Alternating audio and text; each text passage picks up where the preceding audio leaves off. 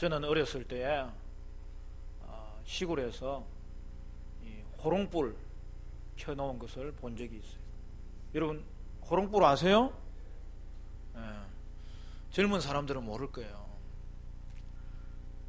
옛날에는 밤에 호롱불에 그 심지에다가 불을 붙여서 그 밑에서 책도 읽고 볏집에 이제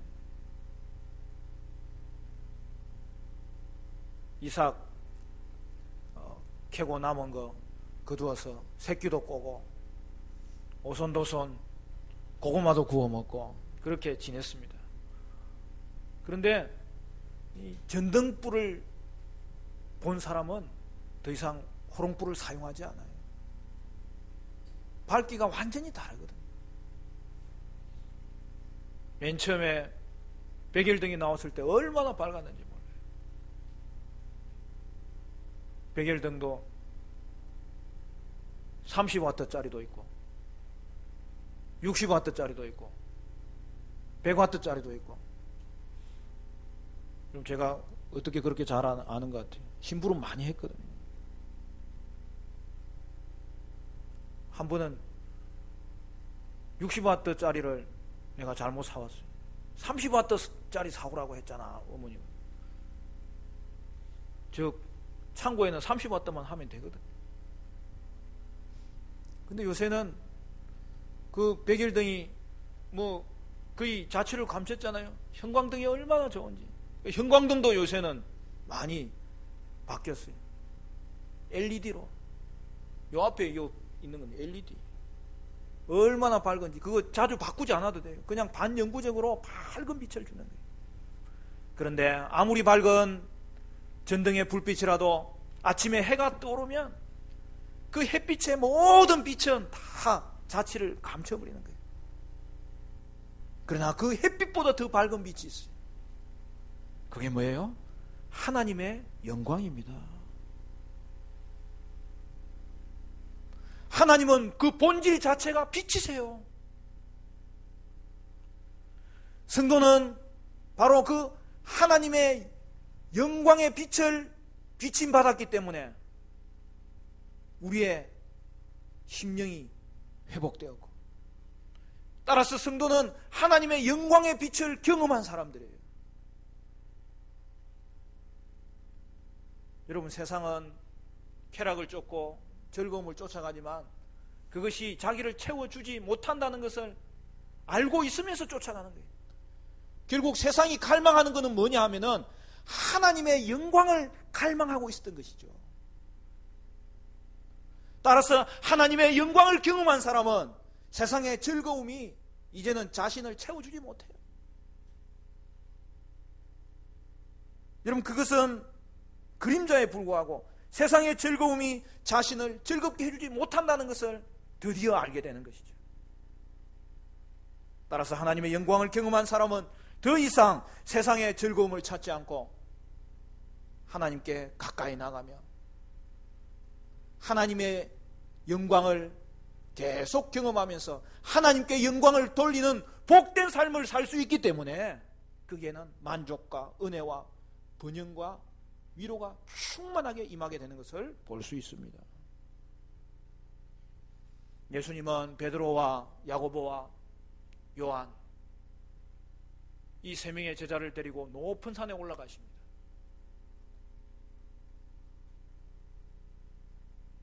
그리고 거기서 제자들은 예수님의 변화된 영광스러운 모습을 보게 됩니다. 오늘 본문 2절 말씀에 그 내용이 있죠. 우리 같이 한번 읽어볼까요? 17장 2절 말씀 다 같이 시작. 그들 앞에서 변형되사 그 얼굴이 해같이 빛나며 옷이 빛과 같이 휘어졌더라. 예수님의 얼굴이 해같이 빛났고 그의 옷이 빛과 같이 밝아졌다는 것이죠.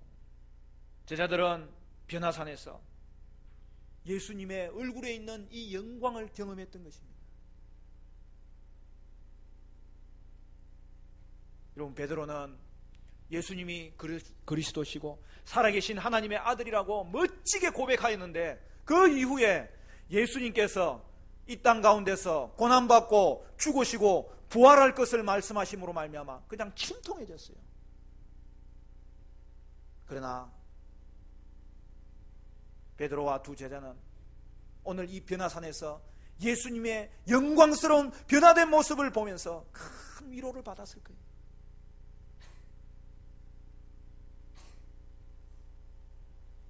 예수님이 신적 존재라는 사실을 분명하게 볼 수 있었기 때문입니다. 예수님은 제자들에게 자신이 육신을 입기 전의 모습, 그리고 이제는 십자가 이후에 그가 높임 받으실 그 모습을 사전에 보여주었던 것이죠.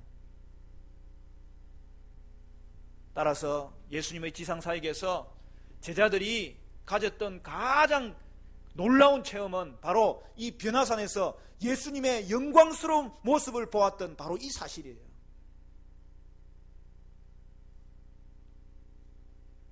그래서 나중에 베드로 전후서를 기록할 때에 예수님의 그 영광스러운 모습을 보았던 것을 성경에 그대로 기록해 놓았어요.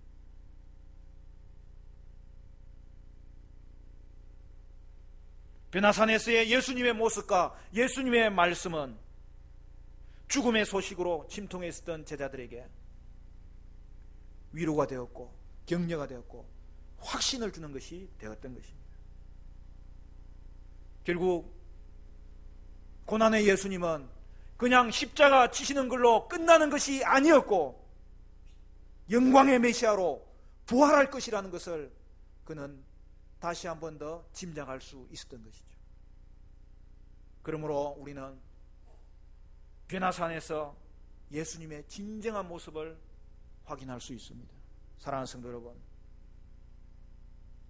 오늘 저와 여러분은 이 말씀 통해서 변화산에서의 예수님은 어떤 분인지 살펴봄으로 말미암아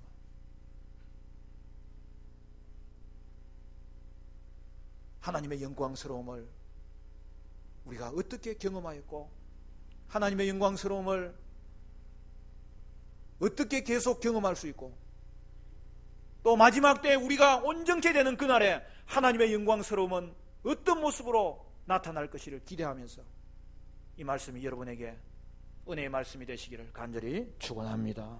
첫째로 변화산에서의 예수님은 어떤 분인가? 구원의 메시아이십니다. 3절 4절 우리 한 번 더 읽어볼까요? 3절 4절 시작. 그때에 모세와 엘리야가 예수와 더불어 말하는 것이 그들에게 보이거늘 베드로가 예수께 여쭈어 이르되 주여 우리가 여기 있는 것이 좋사오니 만일 주께서 원하시면 내가 여기서 초막셋을 짓되 하나는 주님을 위하여 하나는 모세를 위하여 하나는 엘리야를 위하여 하리이다. 변화산에서 제자들은 예수님의 변화된 모습을 보고 깜짝 놀랐는데 이어지는 광경이 계속 자신들을 놀라게 했어요. 왜 그래요? 자기들 앞에 모세와 엘리야가 나타나가지고 예수님과 대화하고 있는 장면을 본 거예요. 여러분, 모세와 엘리야는 구약의 율법과 선지자를 대표하는 사람으로 구약 전체를 대표하는 사람이에요. 결국 모세와 엘리야가 예수님 앞에 나와서 서 있는 것을 보면서 그것은 결국 예수님을 통하여 구약의 모든 약속들이 성취되는구나, 그것을 보여준 것이죠. 제자들은 변화산에서 죽었던 모세와 엘리야가 돌아와서 살아있는 것을 본 거예요. 결국 제자들이 본 것은 천국을 본 거예요. 믿음의 선진들은 우리 이전에 먼저 죽었지만 그들은 이 땅에서 죽었을 뿐이요 천국에서 눈떠서 지금도 살아있어서 영광스러운 주님의 은혜를 경험하게 되는 줄로 믿습니다. 오늘 예수님과 모세와 엘리야가 대화하는 그 장면을 우리에게 보여주시는데, 여러분 누가복음에도 이 변화산 사건이 나오거든요. 거기에는 재미있는 내용이 좀 첨가되어 있어요. 좀 더 세밀하게 기록했다는 말이죠. 누가복음 9장 30절 31절에 이렇게 말씀합니다. 문득 두 사람이 예수와 함께 말하니 이는 모세와 엘리야라. 영광 중에 나타나서 장차 예수께서 예루살렘에서 별세하실 것을 말할세.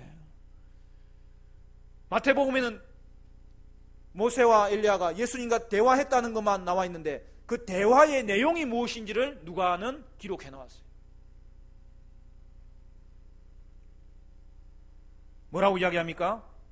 예수께서 예루살렘에서 별세할 것을 말하고 있었다. 그 이야기를 합니다.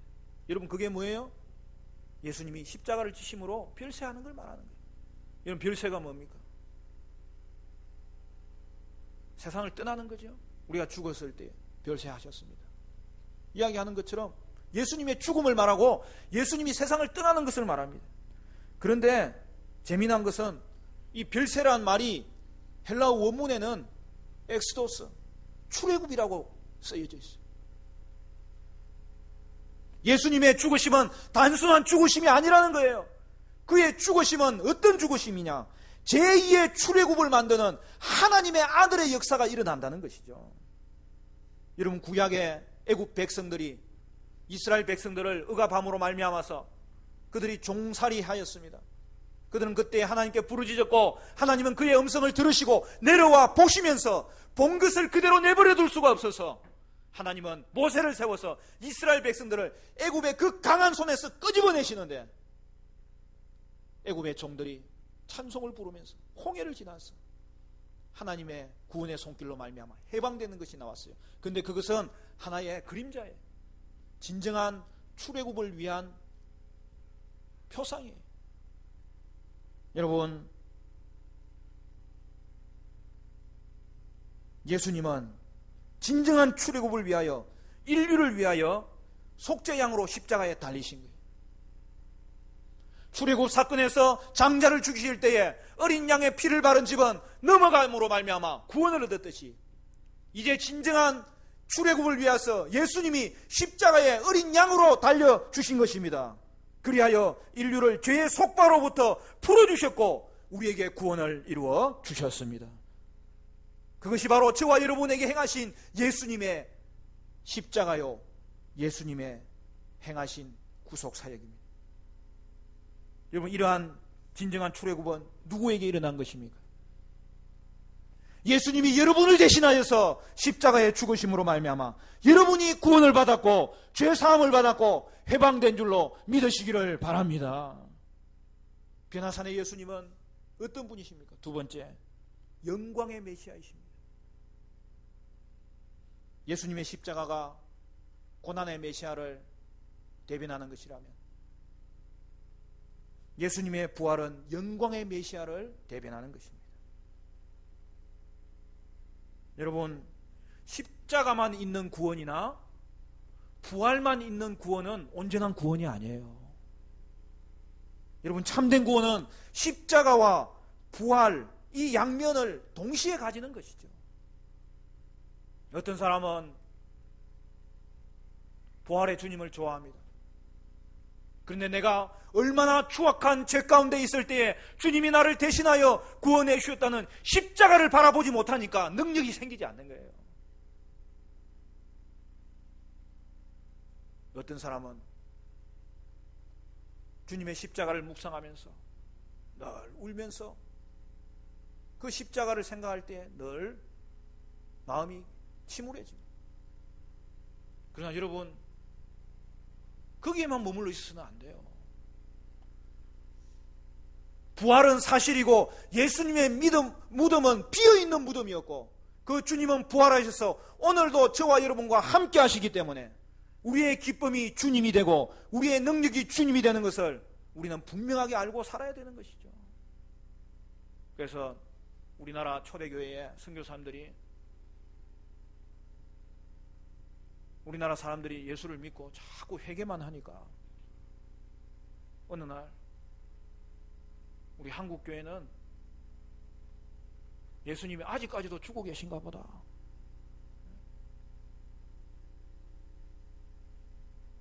여러분, 우리에게는 이 십자가와 부활이 양면으로 동시에 우리의 심령 가운데 가득 차 있을 때 십자가를 통하여 다시 한 번 더 주님 앞에 무릎 꿇게 되고 부활을 통하여 하나님께 찬양하게 되고 그 은혜를 누리게 될 줄로 믿습니다.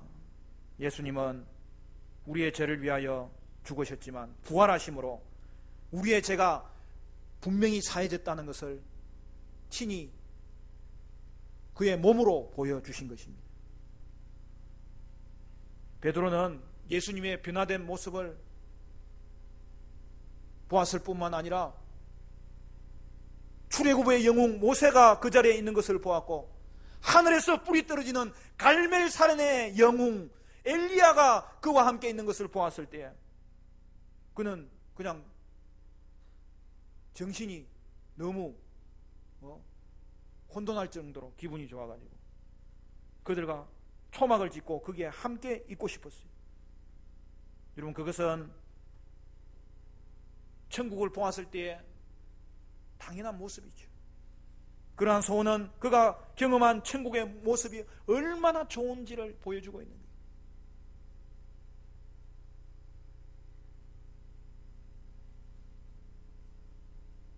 여러분, 근래에는 저도 자꾸 천국이 보고 싶어요.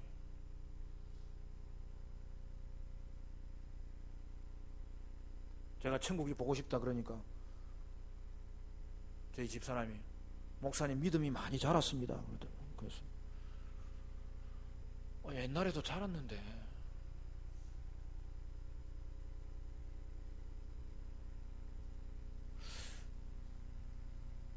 여러분, 우리가 예수를 믿는 것이 얼마나 능력인지는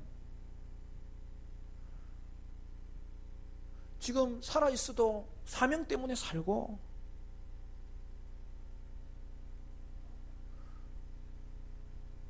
죽음 이후에 천국을 그리워하기 때문에 막 그냥 죽어서 천국 가고 싶은 사람이 그냥 마음에 가득 차 있기 때문에 여러분, 세상에 그런 사람이 어디 있어요 도대체? 예수 밖에 있는 자는 저들의 인생의 마지막이 심판으로 이루어질 것을 어렴풋하게 알기 때문에 죽음이 두려운 거예요. 그러나 성도는 그냥 그 입술에서 나는 죽어서 내 사랑하는 예수님 직접 봤으면 좋겠다, 그 마음이 그냥 입술에서 툭툭 튀어나온 게 이게 얼마나 큰 능력인지 몰라요. 여러분, 제가 이 말 했다고 또 지금 죽고 싶다 너무 이야기하면 안 됩니다. 여러분, 사명이 있어요. 사명이.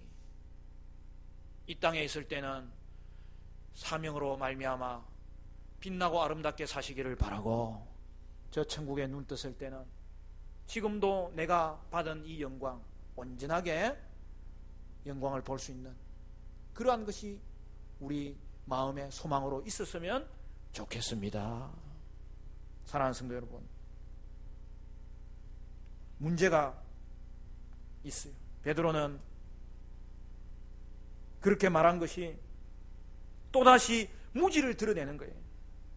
예수님은 산에 머물러 있어야 될 뿐이 아니라 십자가를 지러 내려가야 될 뿐인데 베드로는 그 산에 예수님을 붙들어 놓고자 한 것이죠.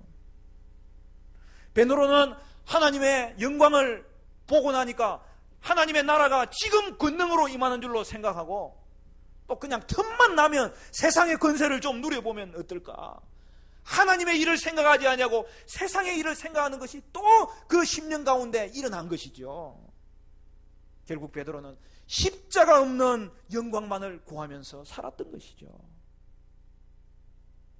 그리고 그가 초막셋을 짓고 예수님과 모세와 엘리야를 똑같이 하나씩 배정하겠다고 한 것은 그가 지금 흥분해서 그래요. 모세와 엘리야를 보니까 그가 너무 반가워가지고 예수님과 비슷한 인물로 그들을 착각한 것이죠. 오늘 베드로의 고백 이후에 일어난 사건이 무엇입니까? 5절부터 보면 이렇게 되어 있습니다. 말할 때에 호련히 빛난 구름이 그들을 덮으며 구름 속에서 소리가 나서 이르시되 이는 내 사랑하는 아들이요 내 기뻐하는 자니 너희는 그의 말을 들으라 하시는지라. 제자들이 듣고 엎드려 심히 두려워하니.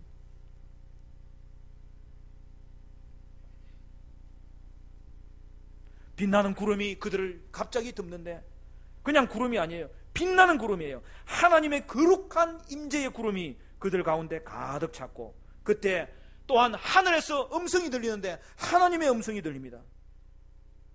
그 음성은 예수님이 세례받을 때에 들었던 음성과 똑같은 거예요. 하나님은 예수님을 내 사랑하는 아들이라고 정확하게 한 번 더 제자들에게 들려주신 것입니다. 그리고 하나 더 추가된 것은 너희는 그의 말을 들어야 된다, 그렇게 이야기하시는 거예요. 그리고 그 후에 또 하나의 일이 벌어지죠. 우리 7절 8절은 같이 읽습니다. 시작. 예수께서 나와 그들에게 손을 대시며 이르시되 일어나라, 두려워하지 말라 하시니 제자들이 눈을 들고 보매 오직 예수 외에는 아무도 보이지 아니하더라.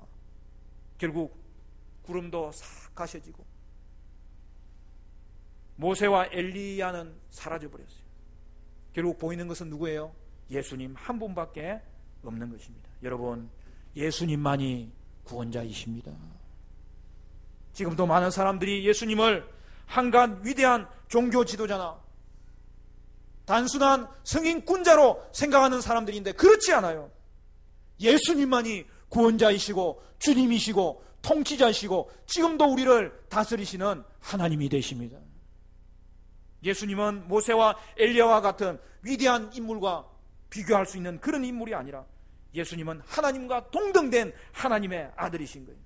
따라서 저와 여러분은 오늘 이 땅을 살아갈 때에 세상의 모든 권세를 예수님의 권세 아래에 놓아야 되고, 오늘도 예수님 외에 섬기는 것이 있다면 다 끊어야 되고 오직 예수님만 섬김으로 주님 앞에 영광을 돌릴 수 있는 은혜의 사람들이 되시기를 간절히 축원합니다. 세 번째, 변화산의 예수님은 어떤 주님이신가? 고난의 메시아이십니다. 우리 9절 말씀 같이 한번 더 읽어볼까요? 9절 말씀 시작. 그들이 산에서 내려올 때에 예수께서 명하여 이르시되 인자가 죽은 자 가운데서 살아나기 전에는 본 것을 아무에게도 이르지 말라 하시니. 제자들은 예수님과 함께 하산해야 했던 것입니다. 왜 그래요? 예수님의 별세, 예수님의 출애굽이 기다리고 있었기 때문입니다. 예수님은 그의 죽으심으로 말미암아 그가 먼저 출애굽하시고, 그리고 우리에게 출애굽을 주시기 위해서 출애굽하셨던 그 권능으로 오늘도 우리에게 출애굽하는 역사를 일으켜 주시는 것이에요. 여러분, 세계에서 최고 높은 산이 뭐예요? 에베레스트 산이에요. 우리나라는요, 얼마나 대단한 나라냐면 이 에베레스트 산을 올랐다 내려온 산악인이 한두 명이 아니에요. 우리나라는 뭐 했다 하면 1등이야. 뭐 잘못하는 것도 1등이 많아요. 이 히말라야 산에는 높은 봉우리가 7개가 있다는데 그것을 다 올라간 산악인들이 우리나라에는 뭐 많아요. 여러분, 에베레스트 산 정상에 오르는 그 승리를 쟁취하기 위해서 얼마나 어려움이 많겠어요. 자신과의 싸움, 산소와의 싸움, 체력과의 싸움, 모든 환경과의 싸움을 이겨내고 결국에는 그 정상에 오를 때에 큰 영예를 얻는 것이죠. 그러나 여러분, 산은 올라갈 때보다 내려올 때가 더 중요한 거예요. 여러분, 그 높은 산을 정상까지 올랐다가 잘 내려오지 못하여서 사고를 당하는 일이 허다합니다.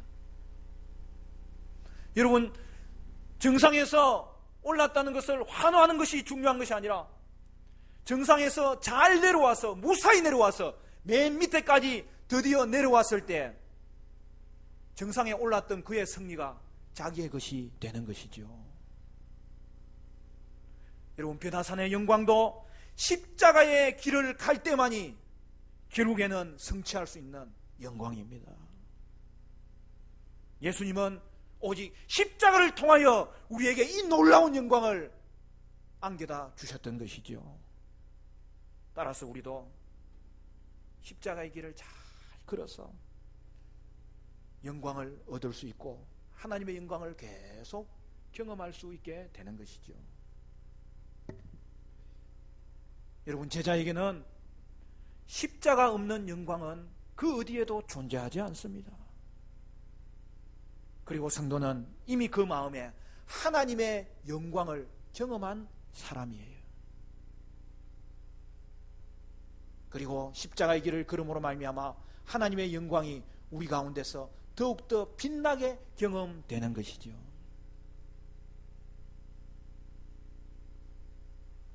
고린도전서 4장으로 가봅시다. 우리 같이 한번 찾아볼까요? 고린도후서 4장에